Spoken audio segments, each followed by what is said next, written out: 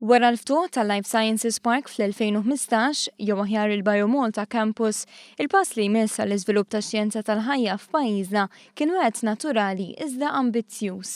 Dak li Malta tissieħeb mal-Organizzazzjoni u l-Laboratorju Ewropew tal-Bioloġija Molekolari.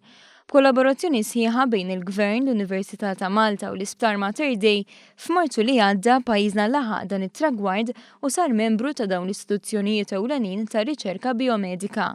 F'konferenza li markat din is-sħubija importanti propju fil-jum dedikat li xjenza biomedika, il-lettur Joseph Borch fisser kif dawn l-istituzzjonijiet Ewropej se joffru opportunità bla preċedent għall-istudenti Maltin. Għandhom ammont sostanzjali u kbir ta' apparati, inġenji, anka laboratorji li huma attrezzati biex jisir ċertu xogħol li hawn Malta qatt m'hawnx.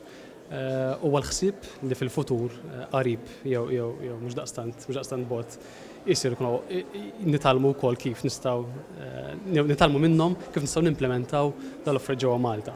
Biex dik xi ħaġa importanti ħafna li qatt irid narawha tiġri dalwaqt. Waqt l-indirizza l-istudenti u xjenzati, il-Ministru għall-Ekonomija, Investiment u Intrapriżi Żgħar Chris Cardona fisser kif dan is-settur kiber f'wieħed kruċjali għal pajjiżna u semma l-industrija tal-farmaceutika il-waħedha tikkontribwixxi għal 7% tal-esportazzjoni totali.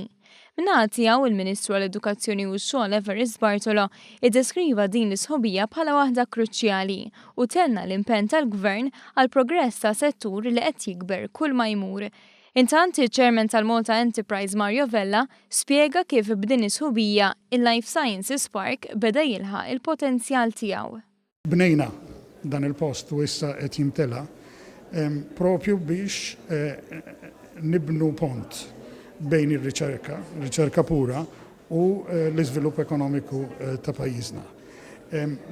Dan kien dettall importanti biex inkunu nistgħu niftu dawn il-bibien. Ta' min jgħid ukoll illi din l-organizzazzjoni se jkollha uffiċċju hawnhekk fil-Life Sciences Park.